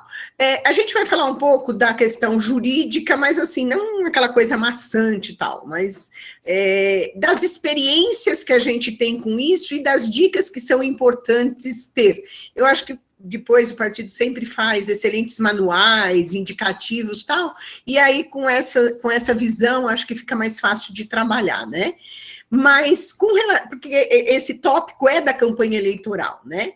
Então, com relação a essa administração da campanha eleitoral, essa questão do início da campanha eleitoral até o fim da campanha eleitoral, eu costumo dizer, é como contar uma história. Eu preciso ter começo, meio e fim. Não dá para começar na metade, e não dá para terminar na metade, e não dá para adiar o final. Né? É sempre começo, meio e fim. Vamos contar uma historinha onde eu vou relatar cada das questões que a lei me exige. Então, ela exige que eu abra a conta bancária. É importante abrir conta bancária? É importante abrir conta bancária. A não abertura de conta bancária gera a rejeição, a desaprovação das contas. Ela gera, a gente até já conseguiu algumas vezes aí na história do direito eleitoral aprovar contas sem abertura de conta bancária, mas a necessidade existe. Existe a necessidade hoje, com essa diversidade de contas, né, de possibilidades de recebimento de recursos, que se abram as contas bancárias necessárias. Então, não dá para dizer, mas eu não vou receber fundo partidário, não preciso abrir essa conta. Precisa, é importante, sabe por quê? Chega lá no momentinho da campanha, o partido resolve que pode alocar um determinado recurso para esse fim, para esse candidato, e ele não tem conta bancária. Então, isso já gera um problema, quer dizer, a não abertura de conta bancária, naquelas situações onde eu não movimento recurso nenhum, já gera uma possibilidade forte de rejeição, desaprovação das contas, né? Agora, se eu não abrir a conta bancária e tiver esse recurso, muito mais grave a situação. Então, é importantíssimo, isso a gente não pode abrir mão disso, né? A questão já na arrecadação de recursos para a campanha eleitoral foi super bem colocado pelo pessoal que nos antecedeu, que a arrecadação ela se dá no momento em que o candidato ele pode arrecadar no momento, e o partido político, no momento em que ele tem registro, o candidato, né? Então ele entrou com seu pedido de registro, recebeu seu CNPJ, ele abre sua conta bancária. Tá? Ele baixa seus recibos eleitorais, ele já pode começar a movimentação financeira.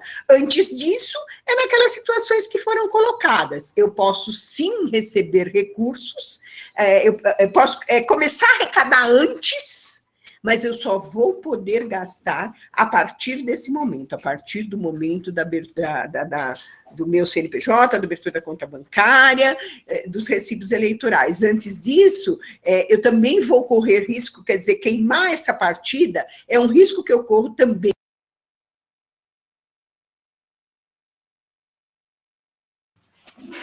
Desligou o som, Fátima. Está sem som, Fátima. Está sem som. Que louco, gente, fechou sozinho o meu microfone, voltou, tá? Ele tem vontade própria agora. Voltou. Até onde foi? Bom.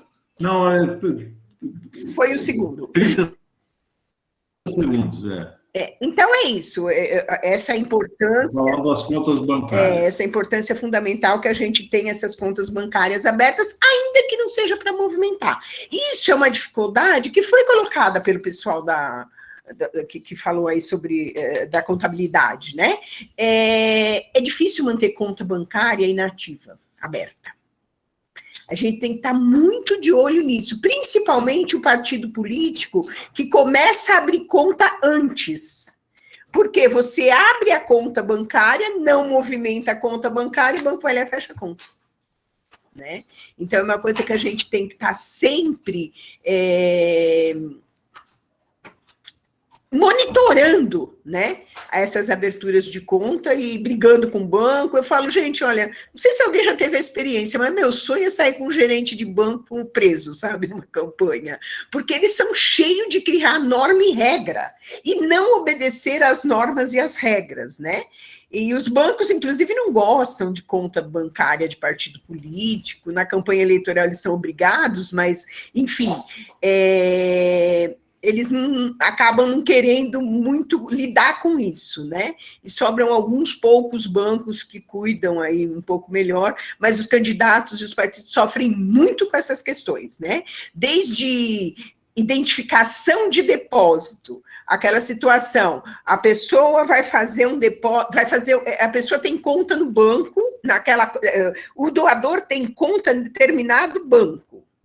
Aí ele vai fazer uma doação para um candidato que também tem conta naquele mesmo banco. Aí ele vai fazer a doação ali, na transferência bancária. E o banco recebe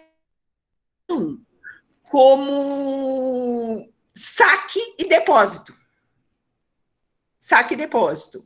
A gente advogou uma situação aqui em São Paulo, na eleição anterior, não a passada, não a de 20, a de 18, onde um dos diretores, acho que o diretor-presidente até do Banco Bradesco, doava para aquela...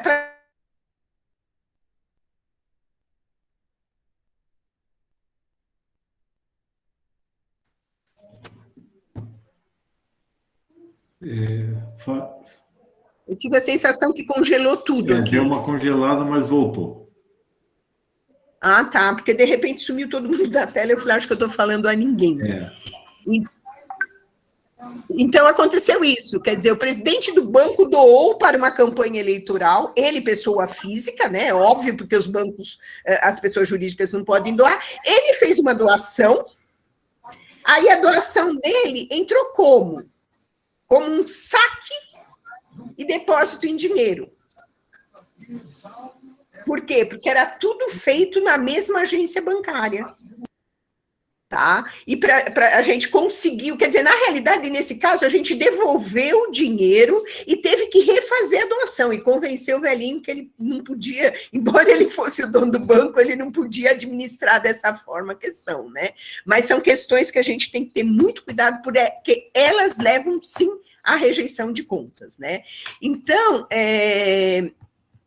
chama atenção nessa questão do recebimento das doações, a Elisângela, a Liz vai falar um pouco sobre as vaquinhas, né, mas do recebimento dessas doações de pessoas físicas, né, a gente sabendo que não pode receber de pessoa jurídica, e as transferências também dos recursos do próprio candidato.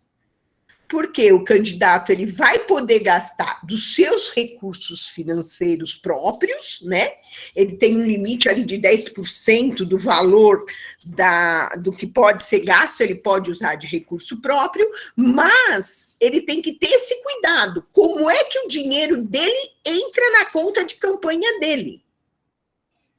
Ele não pode simplesmente fazer uso desse recurso. Né? Então, isso é uma questão muito... Fazer a transferência desse recurso sem observar, porque se ele não fizer essa observação, esse recurso vai parecer recurso de origem não identificada e vai precisar ser devolvido. E com relação a essa questão dos recursos que o próprio candidato pode usar na sua campanha eleitoral, eu faço uma observação muito importante, gente. Cuidado com a declaração de a utilização de recurso em espécie, tá? Então, o candidato, ele diz lá, para a Justiça Eleitoral. Então, começa lá, quando ele vai registrar a sua candidatura, ele precisa apresentar uma declaração de bens. Na declaração de bens, ele vai relacionar seus bens e seus recursos, suas contas bancárias também, como bens, né? Então, ele vai dizer lá, eu tenho tanto num banco, tanto no outro, e eu tenho 20 mil reais em casa, tá? Ele diz isso e, teoricamente, ele pode gastar esses 20 mil reais na campanha. Ele vai pegar o dinheiro em espécie, vai identificar o depósito e dizer, esse dinheiro é meu, estou aqui depositando. Estou aqui, ó, meu CPF é esse, recurso próprio, tal, tal, tal.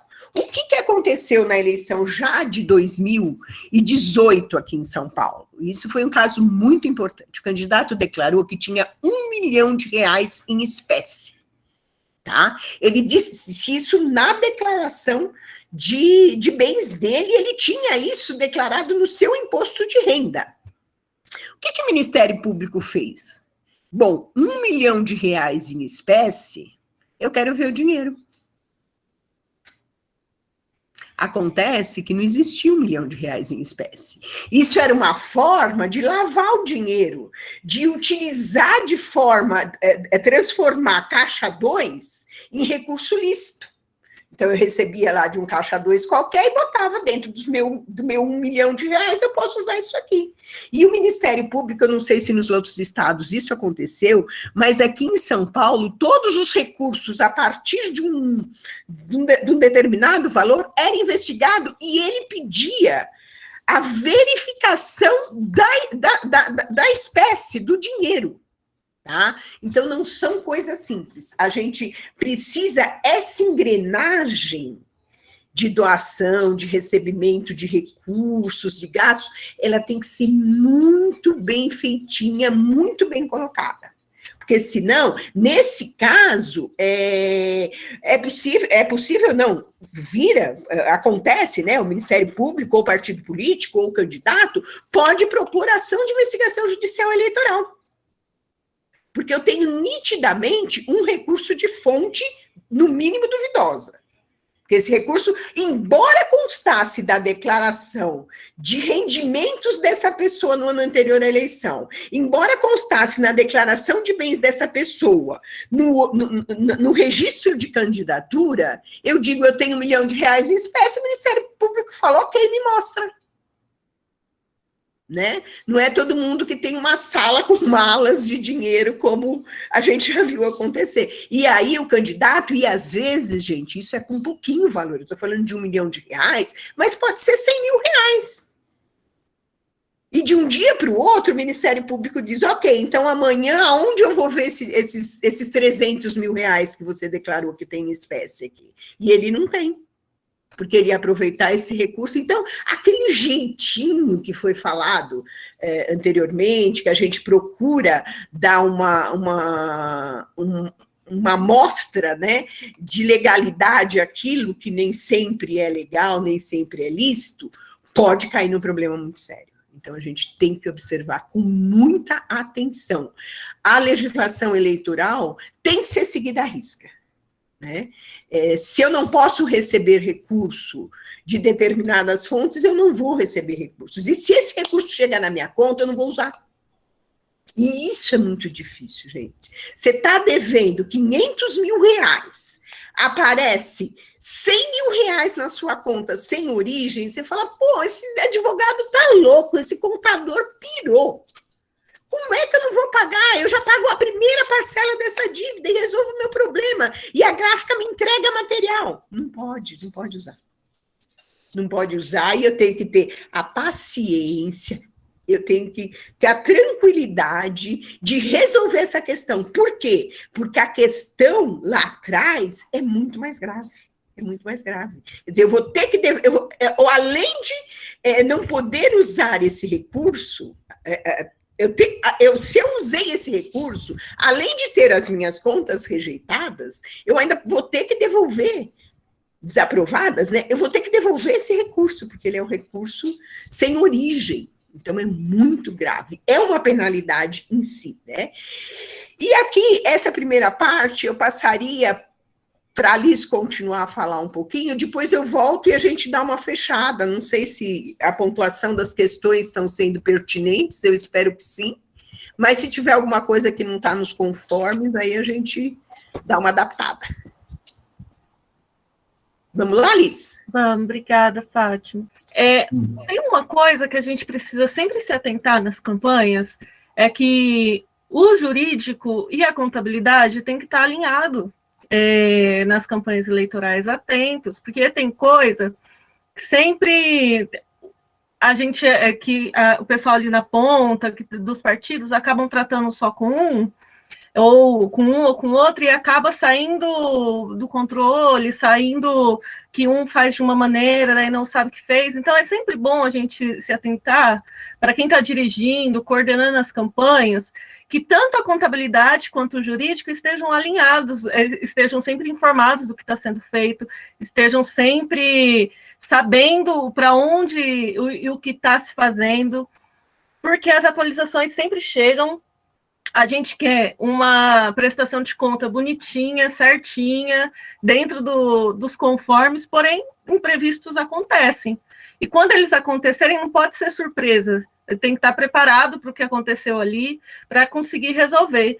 O jurídico, principalmente, é a pessoa que vai atrás para tentar justificar com petições, com conversas ali, tentando alinhar e tentando resolver para que chegar no fim da prestação de conta a gente esteja com os problemas. A contabilidade organiza tudo, dá os esclarecimentos, orienta, opera a campanha, e ali é um time, o jurídico e a contabilidade, que faz com que tudo dê certo, que a gente chega naquele livrinho que a Fátima colocou no começo, que é aquele livro com uma boa história contada, né? Mas imprevistos acontecem, e aí a gente está para orientar e tentar desfazer os imprevistos, né? E vale sempre, a Fátima terminou com essa questão do financeiro, da arrecadação. A gente sempre tem que ter em mente que quem paga errado paga duas vezes. Se você gasta um dinheiro que não deveria, você vai ter que devolver. Ou seja, você pagou, você teve o serviço, mas vai ter que devolver o recurso novamente. E aí uma coisa que sairia um valor, acaba saindo outra. E, então, toda vez é sempre bom confirmar, conversar com os profissionais que os partidos contrataram, para a gente conseguir não cair no pagar duas vezes, até porque a gente sabe como o PCdoB porque aqui é um curso do PCdoB, a gente sabe, o dinheiro é sempre muito contado, sempre muito planejado, sempre muito... Então, desperdiçar um dinheiro devolvendo, pagando duas vezes, tem uma influência muito grande na campanha eleitoral como um todo. Acaba perdendo de investimento em outras coisas, e a gente sabe que dinheiro, querendo ou não, vai fazer com que a campanha chegue em outras pessoas, e por consequência, voto, né? E a gente sabe como tem sido difícil superar as cláusulas, conseguir disputar as pessoas, então a gente tem que se atentar sempre a isso, né? Eu queria me atentar sobre essas questões que sempre aparecem no meio do caminho. Por exemplo, ano passado foi uma eleição muito confusa, né? No sentido de calendário, no sentido da publicação das resoluções, alterações ali às vésperas. Mas teve um ponto que mudou da última eleição, que estava previsto para 2022, certo? Que é essa questão do financiamento de campanha ou espaço com recorte de raça.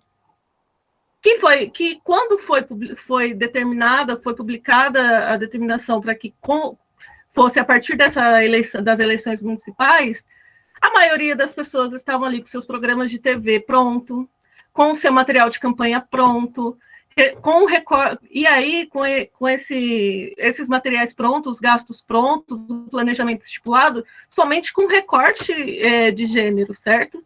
E aí, muitos teve que fazer, alguns não, que já estavam divididos, mas a gente sabe que cada município tem uma realidade, e teve que readequar, refazer. Não houve nenhuma resolução específica sobre isso, então foi tudo feito através da decisão ali do tribunal, e foi uma correria para resolver no meio do caminho. É esse tipo de coisa que a gente fala, né? Como que faz para resolver as coisas no meio do caminho? Readequar. Então, por isso que a gente precisa sempre ter um jurídico, uma contabilidade alinhada com a campanha eleitoral, para que possa, em conjunto, tomar decisões para readequar. Ali, naquele início, não precisava, por exemplo, não precisou perder todo o material feito, mas ali em diante precisou repensar os programas gratuitos para as próximas semanas se adequar à cota que foi estabelecida, pensar os materiais impressos, mudar.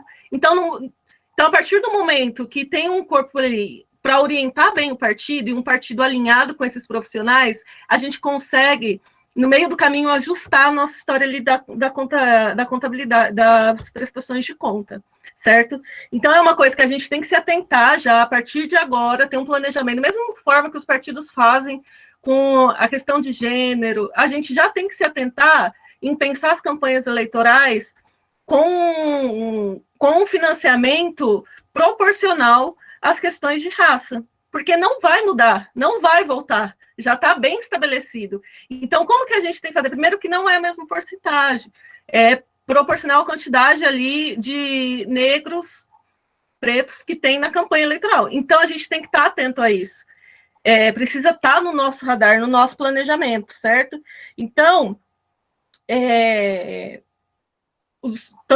e aí não é só financeiro, né, gente? Lembrando que isso não se aplica só nas questões financeiras. Tem que se aplicar ao tempo de TV, tem que se aplicar ao material impresso que o majoritário pode fazer. Então, isso tem que estar no radar. E aí eu queria entrar num ponto também que é muito confuso, não sei como é em todos os estados, né?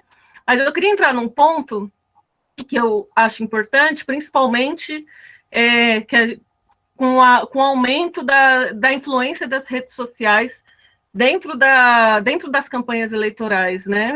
O aumento do acesso das pessoas, as campanhas têm sido muito disputadas na internet também. Obviamente, o corpo a corpo é o básico de uma campanha eleitoral. A gente não pode perder isso do nosso DNA. Mas as redes sociais, a discussão social tem sido muito importante. E um meio também que tem nos ajudado ao financiamento de campanha, que a gente começou a explorar mais no último período, são as vaquinhas virtuais, né? E tem uma coisa que não é só ir num site, numa plataforma qualquer, e fazer a vaquinha, e disponibilizar o link. Primeira coisa que precisa ver é confirmar se, de fato, essa plataforma está ligada ao TSE, está bem cadastrada. Se não tiver, se a plataforma, num saque, num atendimento ali, resolver falar assim, não, mas até tal data vai estar. Gente, não caiam nessa.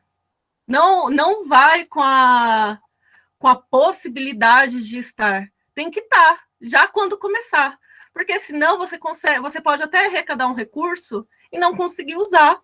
Porque chegou ali, na hora de executar esse valor levantado, você não tem o registro, você não vai conseguir dar linha, e volta naquilo que a gente falou no começo, quem paga errado, quem recebe errado, paga duas vezes, acaba desperdiçando um capital político e financeiro importante, né?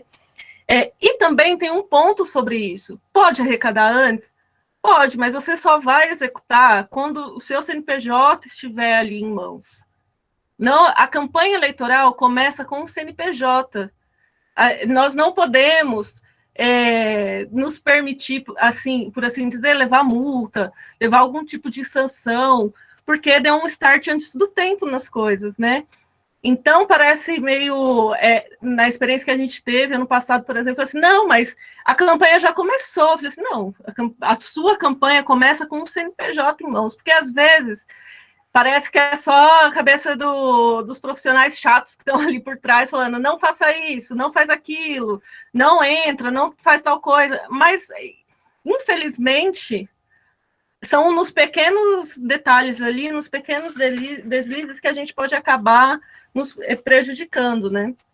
E aí eu queria fazer um ponto aqui para devolver para a Fátima e a gente conseguir ter um tempo aqui de discussão, sobre essa mudança, né, que teve. Eu já peguei os processos dessa forma digitalizada, que, por um lado, otimiza o tempo de alguma maneira, mas a gente sabe também da exclusão que isso se dá, né? Primeiro que a gente tem que lembrar que o prazo eleitoral é muito curto para resolver os problemas. Às vezes são 3 dias, 48 horas, dias corridos. Se um prazo seu cai numa sexta-feira, você tem que se resolver no final de semana. Então, a gente sempre tem que orientar ali na ponta o acompanhamento, ficar atento aos e-mails, porque é cadastrado um e-mail, é cadastrado e-mail de pessoas responsáveis, não só do advogado, não só ali. Mas tem coisas que chegam antes, por exemplo, de constituir um advogado, chegam só ali para o candidato, para o partido, para o comitê. E aí depois acaba acontecendo algum problema, porque a gente demorou para ter acesso a essa notificação. Então, por um lado, é ótimo que digitalizou o processo, mas ainda é uma questão excludente para algumas pessoas, porque nem todo mundo tem o acesso.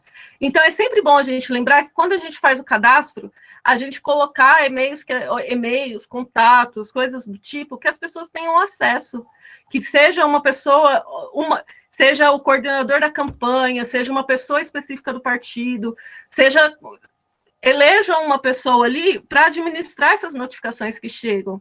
Porque, às vezes, a pessoa está esperando chegar um documento por escrito, às vezes, a pessoa está esperando chegar a confirmação, só entreguei os documentos, está ok, mas às vezes não está. A gente teve um problema que quase o pessoal perdeu o prazo de entregar as mídias para a TV, porque cadastraram um e-mail que só uma pessoa tinha acesso e a pessoa não tinha verificado.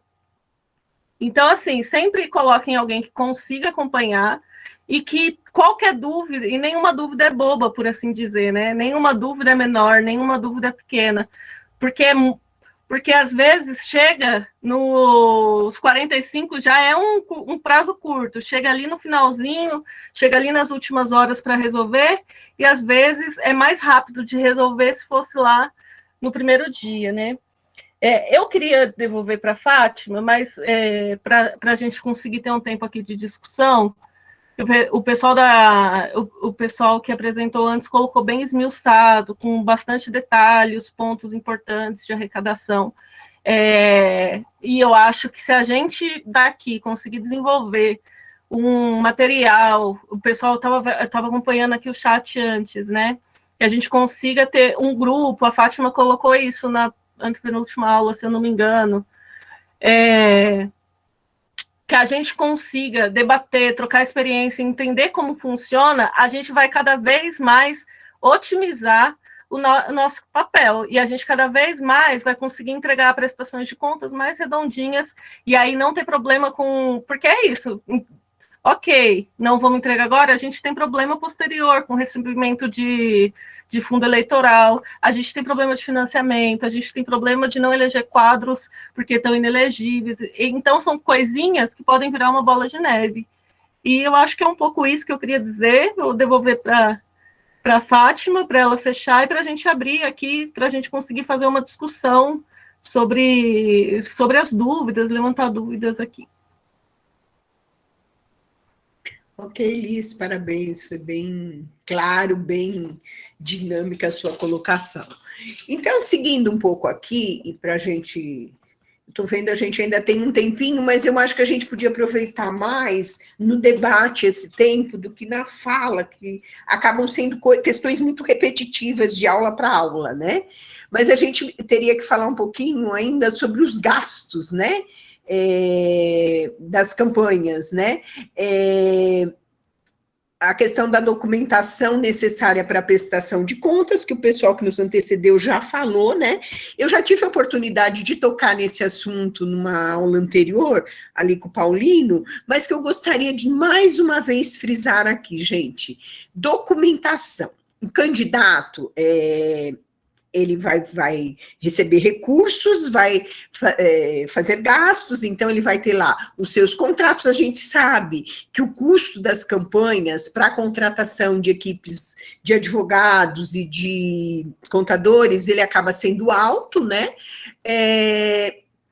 Os candidatos nem sempre têm condições de arcar com isso e acaba contando com a militância, que vai trabalhar muito bem, mas que nem sempre é muito experiente nessa área, né? E o próprio candidato acaba administrando, ele não tem uma pessoa que administra os seus recursos de campanha, ainda que parcos, né? Então, a gente teve, por exemplo, na última eleição, aliás, nem foi nessa última, até essa já foi até mais organizada, dos locais que a gente acabou atuando, mas na eleição de 2018, por exemplo, contratos que eram preenchidos à mão com uma letra quase ilegível, tá? Então, tinha aquele padrão de contrato, de contratação de pessoal, onde só colocava nome, endereço, só que a letra praticamente ilegível, né? Então, é um problema sério para para a gente conseguir demonstrar isso, né? Depois, tinha também questões... Gente, minha bateria está acabando. Tinham questões que assustaram... Eu vou sair um pouquinho da tela e eu continuo falando. Que assustaram muito a gente...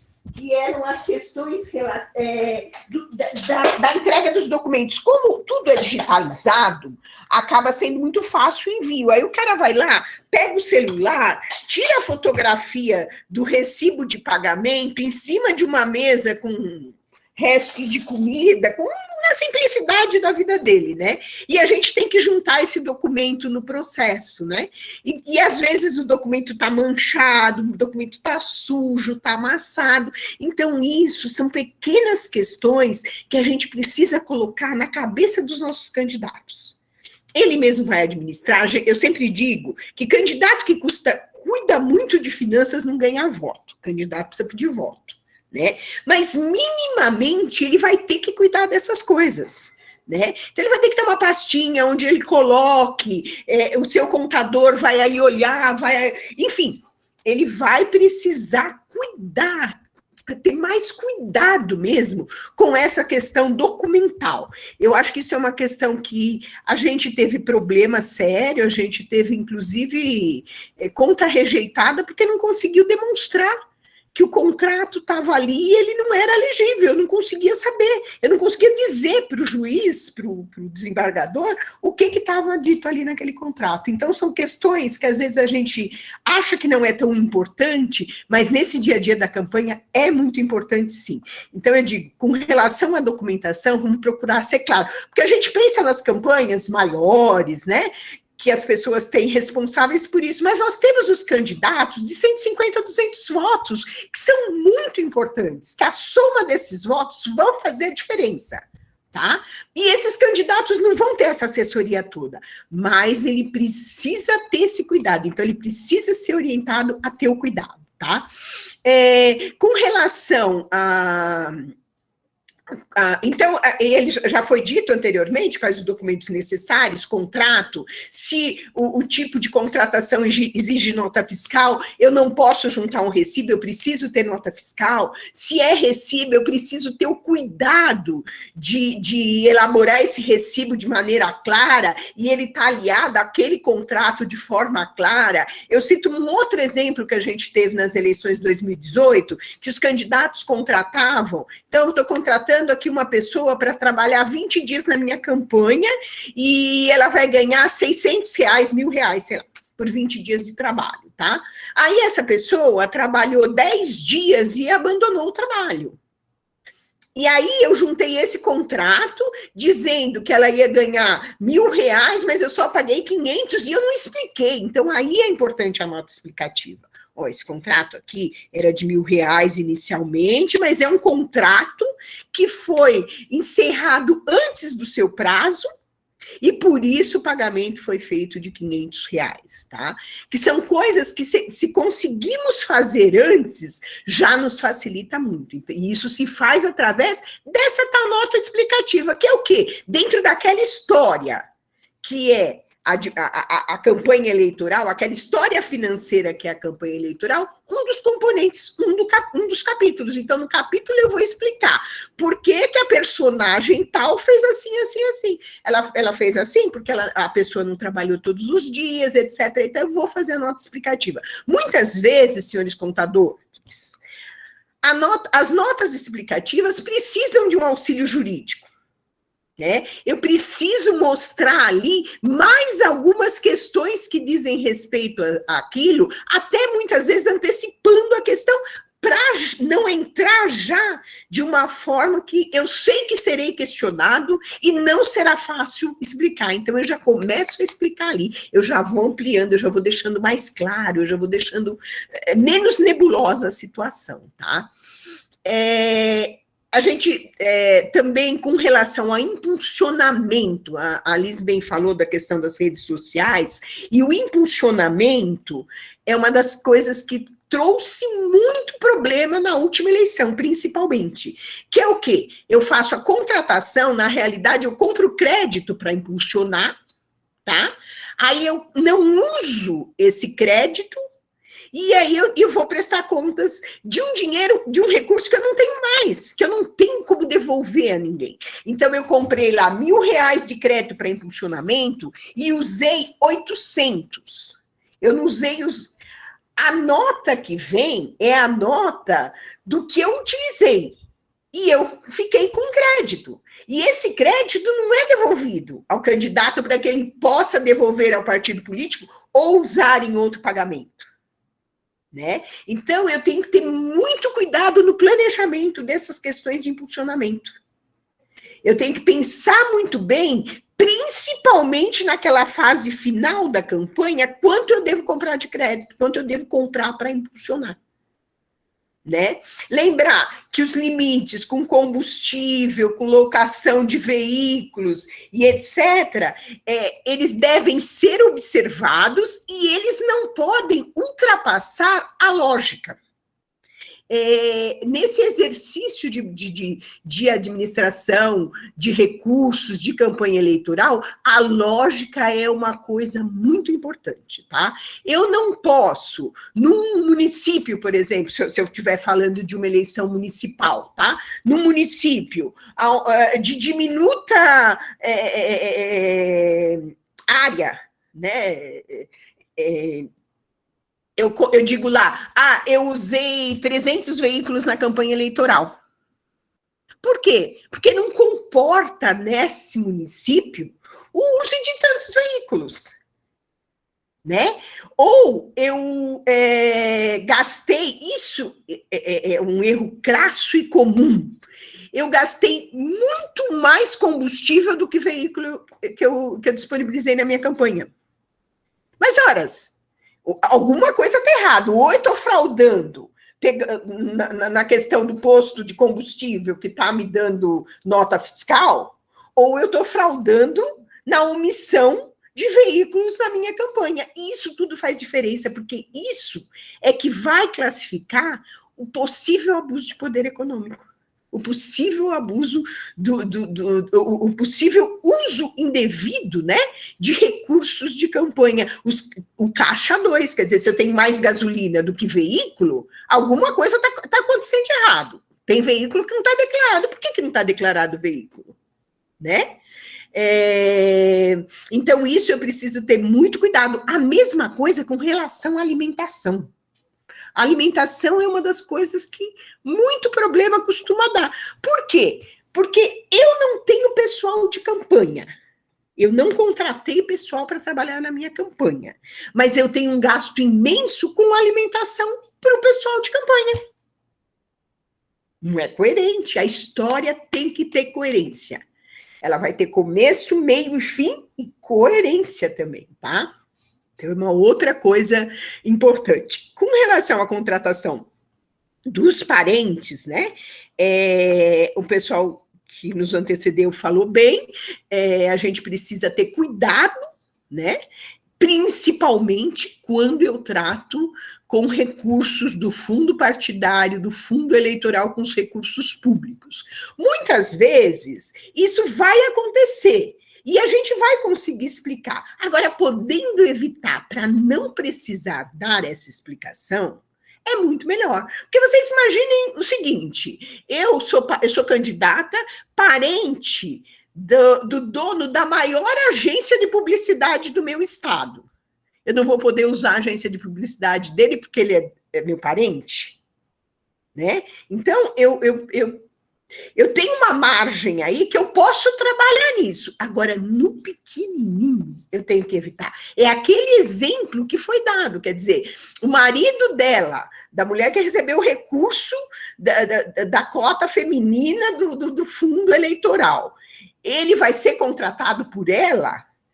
Nós precisamos ver uma outra forma, né? Para não ficar uma situação de difícil, porque não basta ser correto, não basta ser honesto, precisa parecer honesto, precisa parecer correto. Então, isso é uma coisa muito importante. E, finalmente, com relação ao acompanhamento jurídico e contábil das campanhas eleitorais, já foi bem falado, né? Hoje, essas contratações, elas já não estão mais dentro dos limites de campanha, mas elas existem. O ideal é que se contrate, que o partido contrate, né? Que o partido contrate e distribua os candidatos, mas o candidato pode contratar, também pode pagar com os recursos, vai declarar, mas não vai entrar naquele limite de gastos. Por quê? Porque o candidato pode ser surpreendido com uma ação, ele precisa de um advogado, e ele está ali, ó, chegando no limite da campanha. Ele vai fazer o quê? Ele vai perder a candidatura, ele vai ser cassado, ele vai ficar inelegível por mais não sei quantos anos, porque não teve uma assessoria jurídica. Então, de uma forma sensata, agora, entendeu-se dessa colocação de os advogados e os contabilistas não são considerados gastos de campanha. Tá? Entretanto, eles existem e eles devem ser declarados.